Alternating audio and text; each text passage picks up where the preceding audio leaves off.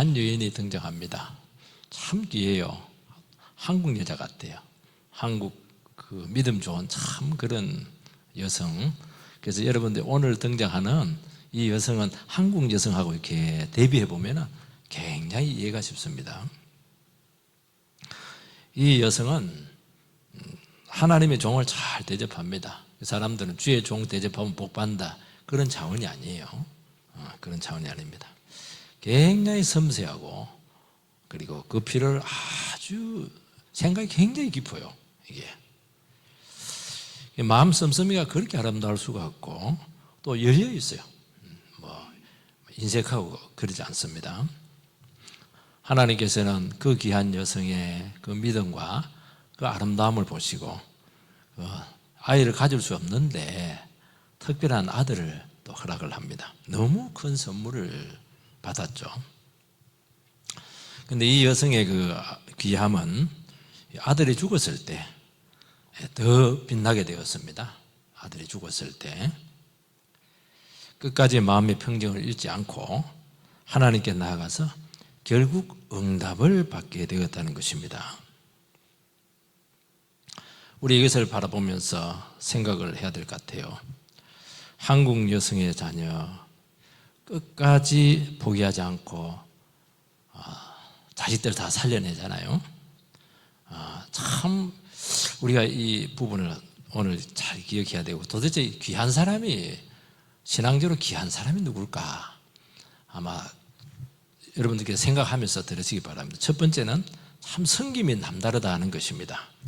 우리가 8절에서 10절 말씀을 같이 읽겠습니다. 시작. 하루는 엘리사가 수넴에 이르렀더니 거기 한 귀한 여인이 그를 강권하여 음식을 먹게 하였으므로 엘리사가 그곳을 지날 때마다 음식을 먹으러 거리로 들어갔더라. 여인이 그의 남편에게 이르되 항상 우리를 지나가는 이 사람은 하나님의 거룩한 사람인 줄을 내가 아노니 청하건대 우리가 그를 위하여 작은 방을 담 위에 만들고 침상과 책상과 의자와 촛대를 두사이다. 그가 우리에게 이르면 거기에 머물리이다 하였더라. 이 수넴 여성은 재력이 좀 있고 또 남편이 있어요. 우리가 지난주에 살펴봤던 선지자의 그 생도의 미망이는 남편 죽었잖아요. 너무 가난한데 또 반대적인 그런 인물입니다. 그거 보면 참 하나님은 다 필요한 것 같아요. 찢어지게 가난했던 그 미망인, 또 재력이 있는 참 남편이 있는 가정, 하나님이 필요하지 않는 사람은 없어요. 여기 보면 귀한 사람이다, 귀한 여인이다 그렇게 되어 있는데, 그레이트, 큰 사람이다. 세상적으로 큰 사람이 아니고 신앙적으로 참 큰 사람입니다. 어떤 부분은 이제 덩치가 굉장히 크시고, 그리고 막 화통하고 통이 커요. 그리고 대범합니다. 물론 그것도 귀한 거죠. 세상적으로 참 귀한 겁니다. 그래서 신앙적으로 얘기하는 것은 아닙니다. 보니까 신앙적으로 봤을 때 굉장히 몸도 왜소하기도 하고 외모도 별로 두각이 드러나지 않는데 참 그 신앙과 배려가 깊으신 분들이 계세요. 이런 분들은 딱 한번 교제 보면 막 저절로 고개 있게 숙여집니다. 이 사람이 큰 사람입니다.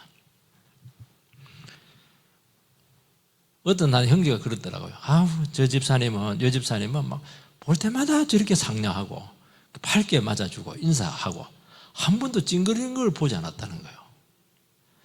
그분의 인생이라고 해서 슬픔과 아픔이 없지 않았을 텐데 항상 한결같은 모습으로 대하더라는, 그게 너무 존경이 되더라는 거예요.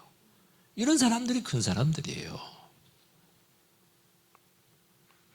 이 귀하다 이렇게 할 때요, 이거는 부유하다 이런 뜻을 갖고 있습니다. 물질보다는 정신적인 풍요를 말씀하고 있습니다. 마음의 부자, 믿음의 부자라는 것입니다. 여러분, 잘 살기 때문에 부유하지 않습니다. 잘 살아도 참 야박하고 천한 분들 많이 계세요. 다 그런 건 아니에요. 잘 산데 막 마음이 부유하면 얼마나 좋겠어요. 그죠? 그런 사람 최고입니다, 그냥. 귀한 마음이 중요하고 귀한 행동과 태도가 그렇게 중요한 겁니다, 여러분. 이런 것들은 결코 세상적으로 물질적으로 만들어지지 않고 자연적으로 만들어지지 않아요. 이 세상이 얼마나 살기가 각박합니까? 이 각박할수록 이 귀한 사람들이 얼마나 소중한지 몰라요. 우리 모두가 귀한 사람 되기 바랍니다. 인사하겠습니다. 귀한 사람입니다. 귀한 사람입니다. 정말 귀해지시기 바랍니다. 이 여성은 하나님의 사람을 알아보는 분별력이 있었습니다. 엘리사가 동네 앞을 지나갈 때, 저 목사 한 사람 지나간다. 아이고, 꼴이 참 너무 좀 이렇게 초라하네. 그렇게 하지 않았어요. 뭐라고 하냐니까, 참 저분은 하나님의 거룩한 사람이라고 말씀하고 있습니다. 이 거룩하다고 하는 것은 도덕적으로 깨끗하다 그런 의미가 아니고 특별히 구별된 사람이다 하는 뜻을 가지고 있습니다. 하나님께서 저분은 따로 쓰려고 구별하신 주의 종이다 그런 뜻을 갖고 있는 것입니다. 이건 쉽지가 않아요. 쉽지가 않아요. 정말 하나님이 귀하고 하나님이 일이 귀하다는 것을 하나님을 존중하는 사람들에게만 이런 자세가 나오는 것입니다. 가난한 주의 종, 저 안 되겠다. 내가 밥 한 끼도 줘야지. 아이고 불쌍해라 불쌍해라. 하나님의 사람들 그 대접 안 받습니다. 동정받는 걸 원치를 않아요. 왜냐하면 어차피 하나님 앞에 인생을 바친 인생인데 사람들에게 매이지 않습니다. 귀하게 여기는 게 중요하다는 거예요. 귀한 사람과 교제를 한다는 것입니다. 그러니까 이 여성은 정말 진정성 있는 접대를 했죠. 그 이유는 돈이 많았기 때문에 그런 것도 아니고 원래 잘 도와주기 때문에 그런 것이 아니고 참 저분이 참 귀하다. 그 영적 지도자의 가치를 알았다는 것입니다. 오늘 이 사회에 또 교계에 영적 지도자들의 권위가 얼마나 땅에 떨어졌습니까? 그거는 영적 지도자들의 책임도 한편에 있습니다. 그러나 그것은 서로를 위해서 바람직하지 못합니다. 그러나 아직도 한국 교회는 하나님의 사람을 존중하는 아주 전통이 있죠. 이것이 무너지면 사역 자체가 무너지는 것입니다. 저는 권위주의를 너무 싫어해요. 그렇지만 바른 권위는 너무너무 소중하다는 거예요. 인정할 자를 인정하고 존중할 자를 존중하고 이것은 그 사람이 대단하기 때문에 그런 것이 아니고 하나님 때문에 그렇다는 거예요. 우리가 왜 부모를 공경합니까? 부모를 통해서 나를 낳았기 때문에 그 하나님 보고 부모님을 공경하는 거예요. 마음에 안 드는 것도 많지만은요. 이 여성의 귀한 것은 이 섬김을 통해서 두드러지게 나타나고 있습니다. 강건했다 이렇게 하는데 한국 여성하고 똑같아요. 한국 여성들은 강건하잖아요. 오시라고 대접하고 싶다고 시간 없다 이래도 그러면 내가 시간 맞추겠다고 막 그렇게 하잖아요. 한번 섬기겠다 하면 막 섬기고야만 하는 겁니다. 그러니까 하나님의 사람을 생각하는 마음이 참 깊죠. 엘리사는 그것을 꼭 지냈던 것 같은데 수냄 지역이 교통이 좋은 대전 같은 대구 같은 그런 지역이 아니에요. 좀 변두리입니다. 그런데 그곳을 지날 때마다 엘리사 선지자는 절대로 패기치는 사람이 아니거든요. 절대로 다른 집 찾아서 그렇게 하지 않아요. 노숙을 했으면 노숙을 했지. 근데 그 집은 꼭 찾았어요. 왜냐하니까 부담을 느끼지 않았고 참 편했던 것이죠. 그런 여주인이 그렇게 마음이 넓어서 그래요. 이게 한결같은 마음으로 섬긴 겁니다. 좋을 때는 막 잘 줬다가 막 안 좋을 때는 막 인상적이게 부르고 그 눈치가 얼마나 빠른데요. 절대로 안 가죠. 그것도 한두 번 채운 것도 아니고 일상적이고 지속적으로 했다는 것입니다. 이 여성은 생각이 더 깊고 대접하는 것도 만족이 안 됐어요. 이 선지자를 위해서 그 먼 곳까지 왔는데 방을 하나 만들어주고 싶었습니다. 왜 방을 만들어주는 것은 이거는 특별한 것입니다. 방세도 안 받고 말이죠. 새로 만들었어요. 방을 만드는데 옥상에 만들었는데요. 가건물 해가지고 텐트에서 그리고 몽골 텐트 그렇게 한 게 아니고 정식 벽이 있는 정식 방을 만드는 거예요. 왜냐하면은 이 선지자가 하는 사역이 너무 귀한 겁니다. 지금 이스라엘이 지금 위태로운데 영적으로 군사적으로 지탱하고 있는 능력이죠. 이 능력이 지금 무너지면 안 되는 거예요. 내 이번 사역을 같이 할 수는 없지만 어떻게 하든지 힘이 되고 도움이 되고 싶었던 것이죠. 그분이 전가하는 말씀이 너무 소중했던 거예요. 그래서 하나님이 내가 할 수 있는 건 뭐 신학을 한 것도 아니고 성경 공부를 인도하는 것은 안 되지만은 내가 할 수 있는 걸 해야 되겠다. 그 동참하고 싶은 마음에서 한 것이지 뭐 선지자 도와주면 복 받고 말이지 그런 차원이 아니에요. 벽에 있는 작은 다락방을 만들었는데 요즘으로 말하면 이제 게스트룸이죠. 선교사님들 오면 국내 오면 먹을 데가 없다고 그래요. 코로나 때 선교사님들 그렇게 고생을 많이 했대요. 다 철수를 하긴 했는데 갈 데가 없는 거예요. 갈 데가 이게 저희 교회도 좀 이렇게 부흥되고 이러면은 좀 선교사님들 위해서 게스트룸 만들어 놓으면 참 좋을 것 같아요. 거기에 뭘 넣냐면 침상을 넣었고 책상을 넣었고 의자를 넣었고 촛대를 넣었고 비품 하나하나 전부 다 신경을 다 썼습니다. 조용한 곳이잖아요. 옥상에 따로 이렇게 분리는 옥상은 유대인의 옥상은 입구가 달라요. 외부에서 다르게 들어갑니다. 그러니까 분리를 시킨 거예요. 그리고 선지자라고 해서 쉼이 필요하지 않겠어요. 늘 다니고 너무 스트레스가 많은데 그래서 침상에서 잘 쉬도록 그렇게 했고 늘 톡을 속에 들어가서 기도만 하고 그런 건 아니거든요. 그리고 말씀을 묵상하고 기도하는데 꼭 필요한 기구들을 이렇게 마련을 했는데 그것도 뭐 중고 이런 거 한 거 아니라는 거예요. 그러니까 이 여성이 얼마나 섬세합니까? 뭐가 필요한지 정확하게 알고 있는 거예요. 이런 여성을 뭐라고 합니까? 이쁜 짓만 골라서 한다 이렇게 하죠. 여러분도 참 이쁜 짓을 좀 이렇게 많이 하시기 바랍니다. 사람이 봐도 그리 이쁜데 하나님 보면 얼마나 이쁘겠어요. 그냥 안아주고 싶죠. 근데 이게 부인이 하고 싶다 해서 되는 게 아닙니다. 남편이 허락을 해줘야 돼요. 남편이 싫어. 외간 남자 그 둘인데 개하시하고 외간 남자를 자기 집에 그 방까지 마련해서 돈까지 들여야 되고 이렇게 하는데 외간 남자를 그 공간을 마련해 준다는 거는 남자로서는 굉장히 결심이 필요한 것입니다. 저도 한 번씩 우리 집사람이 집에 있을 때 막 그냥 존경하는 목사님 막 설교를 몇 편 듣고 이러면 막 뭐 하고 있어? 그냥 이렇게 시샘이 나가지고 그런 적이 있었어요. 큰 결심이 있어야 되죠. 그러니까 참 이 남편이 신앙이 좋은 사람이 아니에요. 나중에 보면은 깊은 부분을 나눌 수가 없어요. 그런데도 불구하고 그 아내의 제의를 받아들이는 거 보면 참 아내를 사랑했고 깊이 신뢰했다는 것을 알 수가 있습니다. 신앙은 참 좋으신데 이게 신뢰를 못 받으시는 분들이 계십니다. 되게 왜 그러냐 하니까 막 그냥 이렇게 대단한데 이 속이 깊지 못한 경우가 많아요. 이 크리스찬들은 마음을 나누는 사람들이거든요. 배려가 있어야 되는 것이거든요. 그리고 인정할 자를 인정하고 존경할 자를 존중하고 남편을 참 이렇게 인정을 하고 평상시에 당신 남편이야 뭐 돈도 못 벌고 이렇게 하면 뭐 이런 걸 허락을 해주겠습니까? 마음에 안 들죠. 신앙이 별로 안 좋으니까. 그런데 얼마나 남편을 섬겼으면은 이 큰 제의를 하는데도 막 흔쾌히 예스 이렇게 반응을 하는 것입니다. 이 여성은 하나님의 사람, 믿음의 사람을 참 섬겼는데 거의 뭐 사명감 같이 느껴지는 것입니다. 이렇게 섬기려면은 자기의 기쁨 포기해야 돼요. 자기의 행복들 이렇게 좀 이렇게 제한해야 되는 것입니다. 양보를 한 거예요. 좀 불편해도 다른 영혼에게 넉넉한 마음을 가질 때, 여러분, 하나님 그거 모르시겠어요? 그 마음을 왜 못 헤아리겠습니까? 사람도 다 헤아리는데. 정말 예비된 귀한 축복이 반드시 따라온다는 것입니다. 그 마음이 귀하다는, 그게 신앙이라는 게, 그게.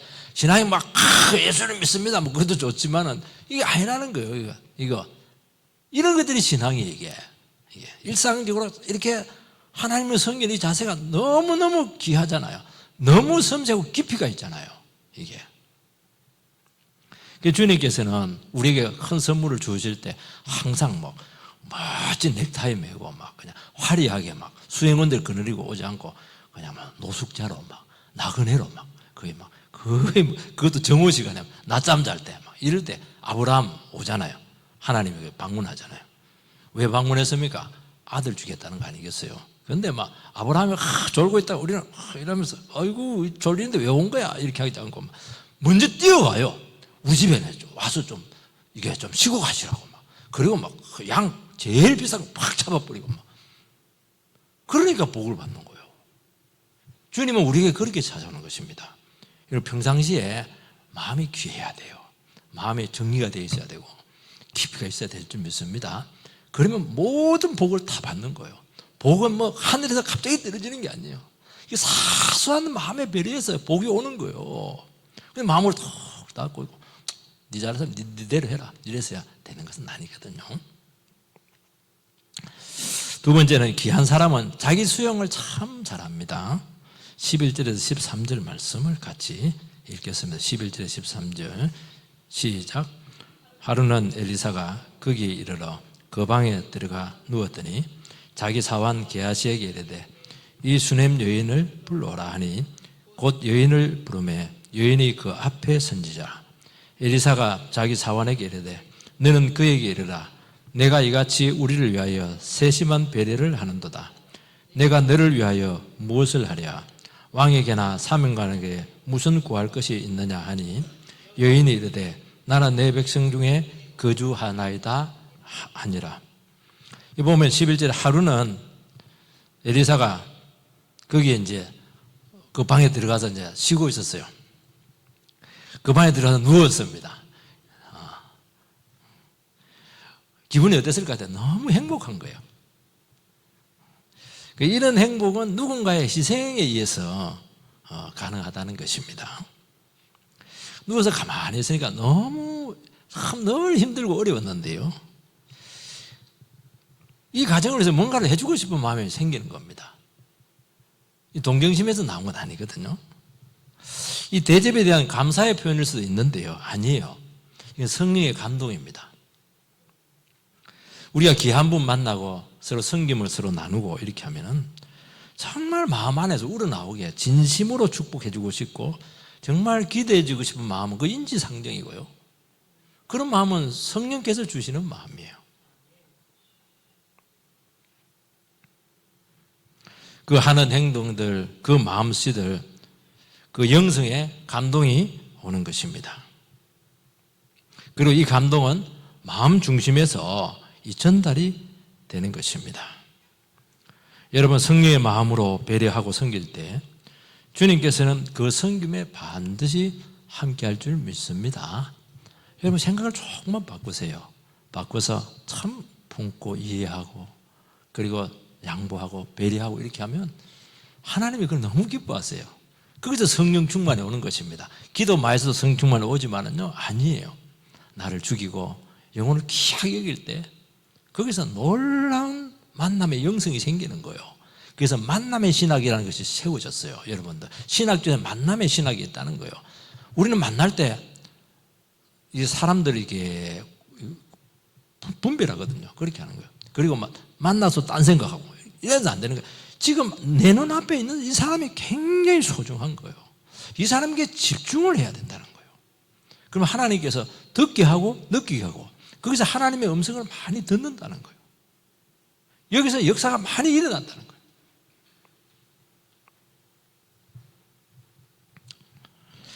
그러면 어떻게 합니까? 주님께서는 그 감동받은 자를 통해서 그 영혼을 반드시 다시 찾아가요. 그리고 기도가 응답이 되고 그런 역사들이 일어난다는 것입니다. 선지자는 무슨 제의를 했냐니까 나는 왕을 좀 많이 알고 있고 장관들 고위직에 있는 사람들이 있는데 너 좀 구할 것 없냐? 먼저 제의합니다. 여러분이라면 무엇을 구하겠습니까? 야, 한몫 잡았다 이제. 한몫 잡았다. 남편 또 부유한 거 보니까 사업을 좀 잘했던 것 같아요. 사업에 이번에 한번 이제는 한 몇 배를 좀 키우고 싶다. 그렇게 할 수 있죠. 우리는 이때 해결 안 되는 문제에 있을 수도 있고 또 직위를 구할 수도 있고 물질을 구할 수도 있고 또 어려운 소송권 이런 것들 굉장히 힘들거든요. 이런 것들 구할 수 있어요. 그런데 답변이 의외입니다. 뭐라고 답변하느냐니까 13절에 나는 내 백성 중에 거주하나이다. 나는 아무 도움이 필요 없다는 거예요. 나는 하나님을 섬기는 내 백성들과 함께 같이 사는 것으로 만족한다. 그 얘기를 하는 것입니다. 더 바랄 것 없어요. 나는 지금이 너무 행복해요. 더 안 해줘도 돼요. 우리 성도들 같이 이렇게 예배드리고 주일에 와서 예배드리고 같이 점심 먹고 같이 기도하고 교제하고 나는 이거 왜 바라는 게 하도 얼마나 좋아 이거 참. 이 귀한 한 분 한 분들이 얼마나 귀해요. 이 사람들을 안다는 게 얼마나 귀해요. 한 분이 천하보다도 귀한데 예수님이 값 주고 산 영혼들인데 그것도 한 분이 아니고 또 몇 분이에요 도대체. 나는 더 바랄 것도 없다고. 난 하나님만은 만족한다고. 어떻게 이런 대답을 하는지 몰라요. 아이고 기회가 왔구나 그러면서 막 그냥 한몫 잡을 텐데요. 얼마나 자족하고 평소에 만족하고 욕심이 없어요. 주신 것에 감사하고 또 주신 게 있으면 할 수 있는 것 힘껏 섬기고 주님께 더 드리고 영혼 돕고 이렇게 살겠다는 거예요. 참 소소한 것 같죠? 이게 굉장히 귀한 겁니다. 얼마나 자기 포기가 잘 되어 있습니까? 자기에 대해 신경 안 써요. 별로 신경 안 써요. 감동이죠. 벌써 이 말 딱 들을 때 감동이 와요. 벌써 나 필요 없다고. 나는 하나님 백성들과 함께 예배드리고 같이 이렇게 살아가는 게 너무 행복하다고. 만족이죠. 여기서 무슨 불평이 나와요. 이게 엘리사는 정말 성령의 감동으로 용기를 내어서 원하는 게 뭐냐 이렇게 했는데 거절을 당했어요. 충격이죠. 당황스러웠을 거예요. 제가 봐도 내 마음이 잘못된 마음인가. 그런데 이게 잘못된 마음이 아니고 분명히 성령의 감동을 주신 것이거든요. 내려놓을 수가 없어서 게하시를 불러가지고 종을 불러서 이제 의논을 합니다. 그런데 게하시랑 이야기하면서 이 집에 아들이 없다는 것입니다. 남편은 늙었고 부인도 이제 아기를 가질 수 없어요. 생리적으로. 엘리사 선지자는 그전에도 여러 번 방문을 했죠. 그런데 아들이 없다는 것을 몰랐을까요? 알죠. 왜 몰라요? 그 집에 왜 식사 같이 하고 이러면 대화를 할 텐데요. 그런데 한 번 딱 거절을 받고 나서 요 생각이 딱 든 거예요. 왜 그 엘리사 선지자가 이 아들 없는 것을 알면서도 심각하게 생각하지 않았냐 하니까 이 여성은 아들이 없는 것에 대해서 그렇게 궁색하지 않았던 거예요. 그 자유했던 것입니다. 고대 사회에 아들 없는 것은 흠이잖아요. 하나님 축복받지 못한 여성의 상징이잖아요. 아픔이잖아요. 미래가 없잖아요. 미래가. 잘 살면 뭐예요? 미래가 없는데. 그런데도 불구하고 전혀 힘들어하지 않고 힘들어한 내색도 안 하고 너무 기쁘고 행복하고 그리고 막 자식이 없으니까 얼마나 섬기기 좋아요. 마음껏 섬기고 말이죠. 이런 결혼 못하고 싱글로 있으신 분들 걱정하지 마세요. 남편 그 섬기려면 힘들어요. 그 남편 대신에 다른 사람 섬기면 뭐 100명 섬깁니다. 그거. 생각에 따라서요 완전히 달라질 수 있는 거예요.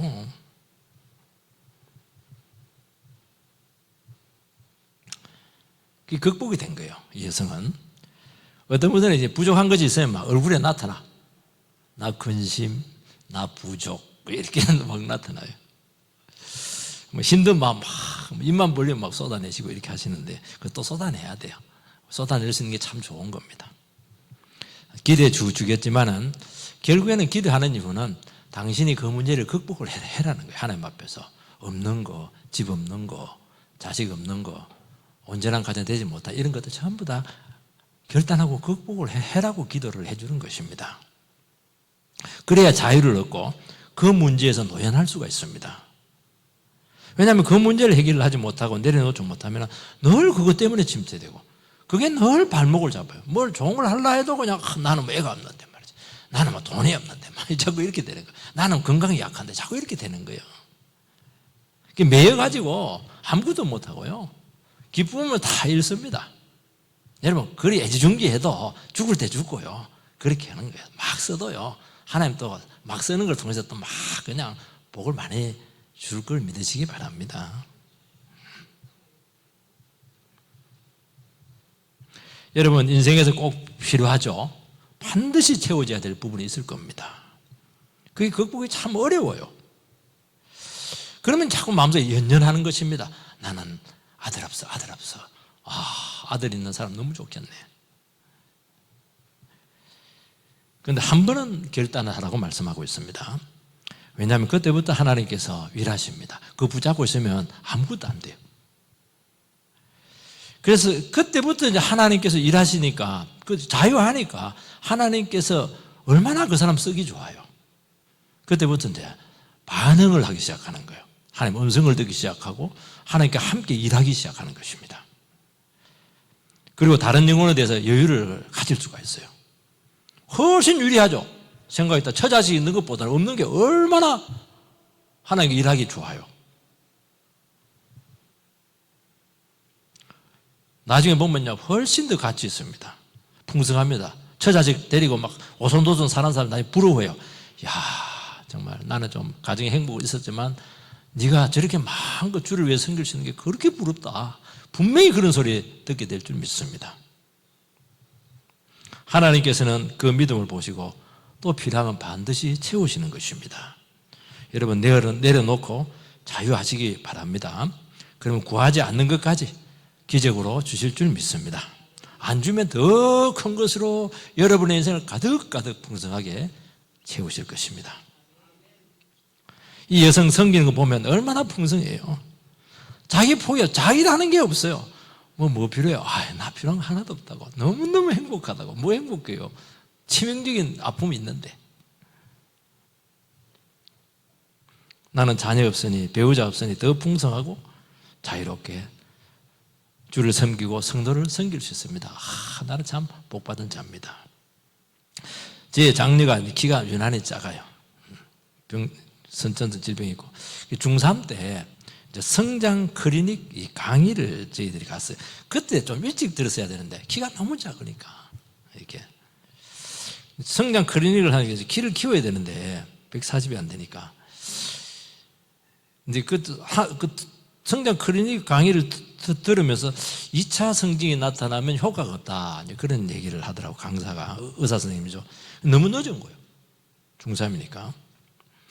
참 아쉬운 거예요. 좀 일찍 와가지고 좀 호르몬 치료도 하고 이랬으면 적어도 150까지만 올렸어도 되는데 140이 안 되니까요. 좀 아쉬웠죠. 근데 왜 그랬을까? 저희 딸이 뭐 좀 감각이 약간 둔해서 그런지 모르겠는데 그 둔하다 좀 미안하긴 한데 그랬더니 얘가 행복했는지 자기 키 문제에 대해서 전혀 힘들어하지 않았어요. 그러니까 우리에게 이 키가 심각하게 다가오지 않는 거야. 엄마, 나는 왜 이렇게 키가 작아? 나는 왜 한 명이 아니고 반명이야? 그랬으면 얼마나 우리 힘들었겠어요. 어떻게 하든지 뭐 키 키우려고 막 그냥 당기든지 이렇게 했을 텐데 안 그랬어요. 우리는 죽은 아이 산 것만 해도 감사했고 학교 다녀주는 것만 해도 너무 되긴 했죠. 그것도 하나님 뜻이었어요. 그래서 하나님의 새로운 은혜를 저희들은 믿었죠. 여러분, 세 번째 귀한 사람은 시련 때 빛이 납니다. 21절에서 24절 이것은 한 절씩 우리가 교독하겠습니다. 제가 먼저 읽겠습니다. 그의 어머니가 올라가서 아들을 하나님의 사람의 침상 위에 두고 문을 닫고 나와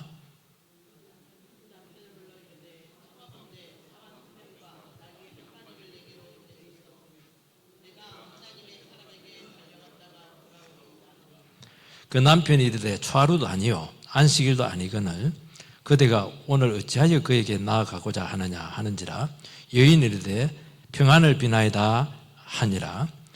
이에 나귀에게 안장을 지우고 자기 사원에게 이르되 몰고 가라. 내가 말하지 아니하거든 나를 위하여 달려가기를 멈추지 말라 하고. 이 귀한 아들 하나님 선물로 받았는데 이 아이가 막 얼마나 귀하겠어요. 낮에 일하는데 막 갑자기 일사병이 걸려가지고 시름시름 말다 죽어버렸어요. 얼마나 마음이 무너지겠습니까? 이 귀한 아들인데. 그래서 그 시신을 그 옥상에 있는 그 선지자 방에 있는 침상에 두고 문을 딱 닫습니다. 원래는 이제 장례식을 치러야죠.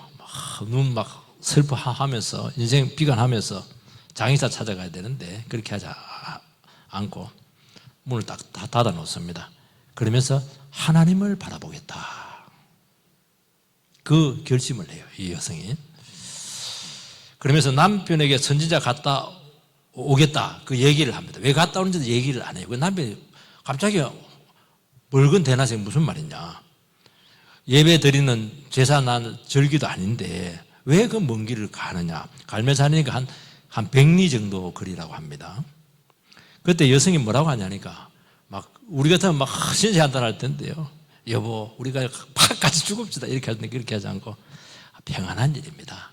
여보, 평안한 일이니까 너무 걱정하지 마시라고. 특별한 일 아니고 좋은 일이라고. 이 거짓말은 아니죠, 이게. 자기는 그 평안을 빈 거예요. 그리고 절대로 자초지종을 말하지 않습니다. 왜냐하면 그 믿음 약한 그 남편이 아들 그 죽음을 절대 소화하지 못하죠. 그리고 못 가게 합니다. 끝난 거야. 왜 가는 거야? 사람 두 번 죽이려고 그래. 그렇게 할 텐데요. 이거 다 하는 거예요, 벌써. 분별을 다 한 거예요. 그리고 이 여성은 슬픔에 잠겨있지 않았죠. 마치 계획대로 해야 될 일을 차분하고 신속하게 진행을 합니다. 뜸들이는 게 없어요. 아니, 달라고 하지 않은 아들 괜히 줘가지고 무슨 망신살이냐고. 왜 데려가냐고. 왜 죽게 했냐고. 주지를 말지. 원망할 수 있죠. 그런데도 불구하고 전혀 원망하지 않고 아이가 죽었다는 말을 어느 누구에도 일절 말하잖아요. 나중에 엘리사에게 가서도 그 말은 안 해요. 괴롭다는 이야기만 합니다. 갔죠. 먼저 종을 보내가지고 미리 이제 있는지 확인하도록 그렇게 하고 자기도 따라갔는데 게하시, 엘리사 선자의 그 종 게하시가 먼저 맞이를 하는데 갑자기 오니까 뜬금없이 오니까 무슨 일로 왔냐고 이렇게 하니까 똑같은 말을 합니다. 평안하다 그렇게 얘기합니다. 그러니까 그 사람하고 만나서 이런저런 얘기하고 싶지가 않았던 것이죠. 그것보다 더 중요한 것은 너무너무 갈등이 있고 고통이 있지만 자기한테 하는 말이에요. 나는 평안을 절대로 잃지 않겠다 그렇게 고백하는 것입니다. 이 여성은 아이가 죽은 후에 나타난 이 반응이 믿음이었어요. 이것을 막 아주 그렇게 소화를 했죠. 그래서 그 상황 안에서 이해하려고 하면 머리가 터져요. 이해가 안 되죠. 왜 줘놓고 왜 죽였냐는 거예요. 죽으면 끝 아니겠어요? 근데 이 여성은 이해가 안 됐지만 그래도 친정 찾아가지 않고 그렇게 하냐면 장의사 찾아가지 않고 하나님의 종에게 가서 하나님께 나간 것이잖아요. 무슨 일이냐고. 이해할 수 없는 일이라고. 그렇지만 하나님 무슨 뜻이 있지 않겠냐고. 아니 아들 주고 헛되이 이렇게 데려갈 수는 없지 않겠냐고. 그렇게 하면서 마지막까지 소망을 가지고 하나님을 찾았어요. 엘리사 선지자를 탁 만날 때 발을 탁 끌어안고 막 거기서 고통을 쏟아내고 있어요. 얼마나 간절합니까? 얼마나 절망적이에요. 자기 필요를 이야기하고 있는 것입니다. 근데 놀라운 것은 대개 이제 하나님께서 중요한 일이 있으면은 미리 선지자에게 이야기하는데 이번에 말을 안 해줬어요. 그래서 엘리사 선지자도 갑자기 이게 당황스러웠습니다. 선지자에게 분명히 이야기를 해 주시는데 말이죠. 왜 하나님께서 미리 선지자에게 말씀해 주지 않았을까요? 하나님께서는 선지자도 이 극한 상황을 맞이해서 다시 이 고통에 동참하도록 그렇게 한 것이죠. 그래서 하나님을 의지해서 이 고통의 문제를 한번 풀으라는 것입니다. 그리고 이 고통과 아픔을 통해서 다시 하나님을 붙들게 하도록 그 여성을 도우라고 말씀하고 있는 것입니다. 28절을 다시 한번 더 같이 읽겠습니다. 28절 시작. 여인이 이르되 내가 내 주께 아들을 구하더이까 나를 속이지 말라고 내가 말하지 아니하더이까 하니 16절을 한번 읽겠습니다. 16절 같이 시작.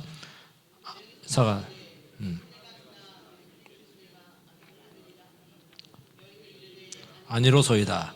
내 주 하나님의 사람이여 당신의 계집종을 속이지 마옵소서.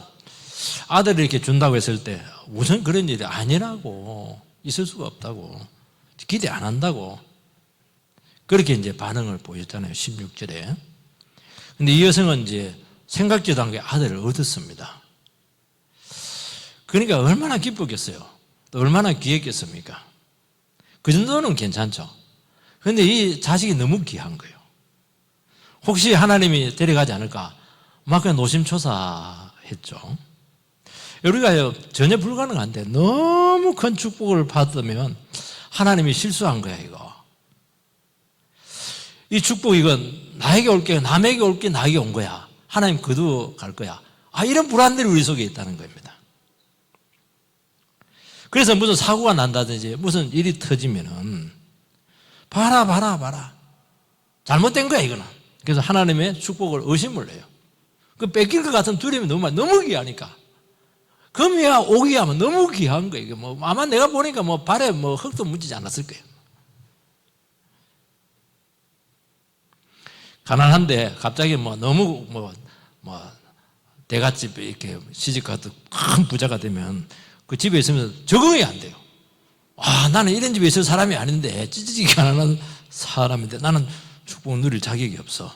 그래서 과거에 자기 친정에서 찌질하게 얻어먹어서 살던 그 가난에 배워가지고 누리지를 못해요. 이게 현실인데 믿음으로 받아들여야 되거든요.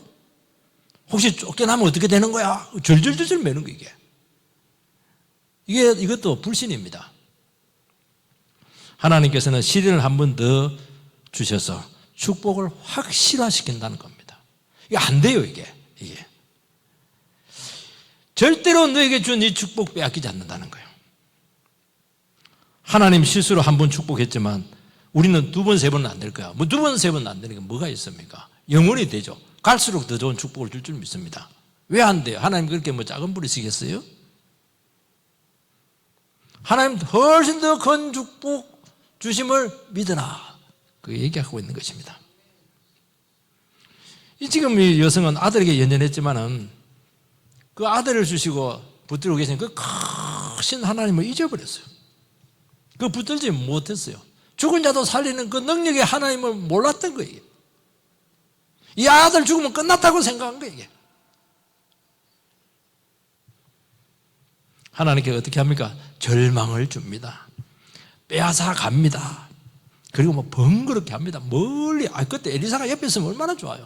일부러 멀리 갈멜산까지 그냥 산길까지 그냥 찾아가게 만들고 얼마나 힘들어요. 그래서 하나님을 그런 고통스러운 과정을 통해서 하나님을 새로 발견하라는 것이에요. 우리는 별것 아니거든요. 별것 아닐 수가 있어요. 엘리사 선지자였으면 간단히 끝나잖아요. 옆방에 있어서 옥상에 있었으면은.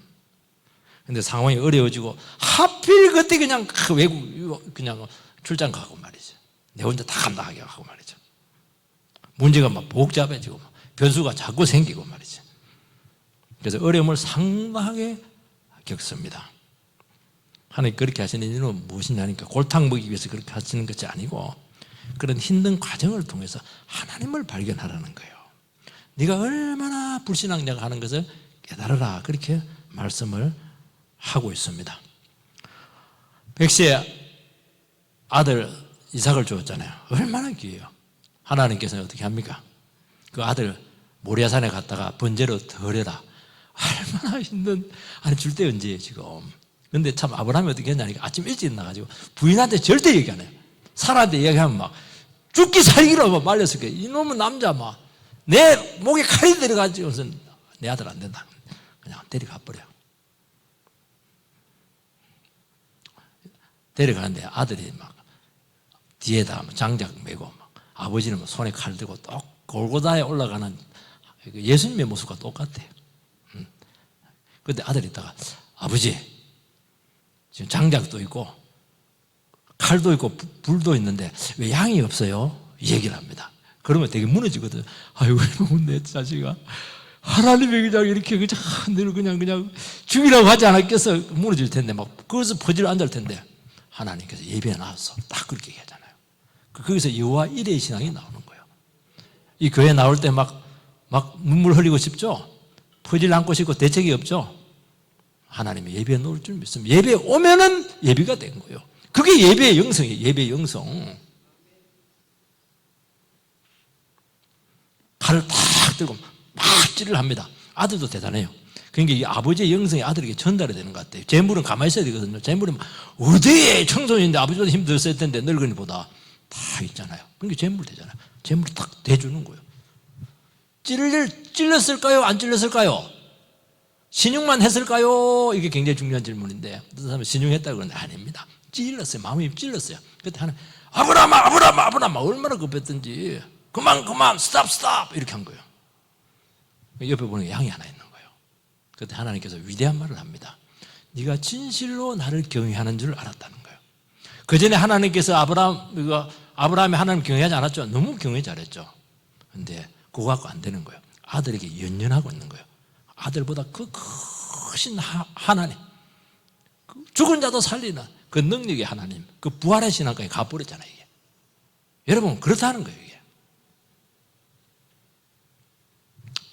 마지막까지 최선을 다하게 합니다. 엘리사 선자는 막 게하시를 보내가지고 지팡이를 올려놔. 그냥 아무 일도 안 일어나요. 그때 막 이 여성은 아니 당신이 가야지, 선지자가 가야지, 그냥 또 강권을 해요. 그래서 막 이때는 여자의 그 직감이 더 옳았어요. 선지자 판단보다도. 가가지고 기도하니까 안 되는 거예요. 그래서 선지자가 그 시신 위에다 눈에는 눈, 입에는 입, 몸에는 몸 이렇게 해서 죽기 살기로 기도합니다. 그래서 옮겨오면서 생명을 건져드리게 된 겁니다. 마지막까지 괴롭게 하고 마지막까지 간절하게 하고 마지막까지 주님을 의지하게 한 것입니다. 저는 억울하고 참 힘들게 한 그런 상황들도 많고 참 좌절하게 한 모든 것들이 참 이해가 안 될 때가 너무 많아요. 왜 나에게 이런 일이 생겼습니까? 하나님 아버지. 근데 지나고 보니까 정확하게 나에게 필요한 과정이었습니다. 너무나 내가 얄팍했어요. 그럴듯한 모습은 갖고 있는데 하나님 안 속습니다. 여러분들. 하나님 간절하지 않았고 그 현실의 절박함, 그 은혜의 깊이를 사실은 몰랐어요. 하나님 안 믿었어요. 쉽게 얘기해서. 능큰 게 오기 전에도 막 하나님께 저를 얼마나 절박한 상황으로 몰았는지 모릅니다. 너무 억울한 일이 많았고 이해할 수가 없었죠. 이해가 다 되는 거예요. 시간 지나고 교회 목회를 해보니까 그 마음으로 이게 헤쳐나가는 거예요. 하나님 여러분들 더 발견해야 돼요. 성도들이 나가면 마음이 참 힘들어요. 괴롭죠. 하나님께서는 그 영혼에 대한 간절함과 함께 너 더 크신 하나님 붙들고 있냐, 성도들 오게 하고 붙들고 그렇게 하시면 누구냐는 거예요. 이런 훈련을 받아야 되는 거예요. 이게 그때 담대해질 수 있는 것입니다. 어느 것에도 두려워하지 않는 거예요. 연연하지 않습니다. 여러분 돈에 연연해 하시는 분들은 돈 때문에 이런 어려움을 겪을 가능성이 많아요. 사랑한다면. 자식 때문에 연연해 한다면 자식 때문에 한번 이런 정말 절박한 일을 당할 가능성이 있을 거예요. 그래서 그때마다 두려워하지 마시고 하나님 크신 하나님 붙잡고 여기서 내가 놓여놔야 된다. 한 번은 내가 자유해야 된다. 결단을 내려야 된다. 그렇게 해서 담대하게 주님 한 번 바라보고 승리하는 우리 성도님들 되시기를 주의 이름으로 축복합니다.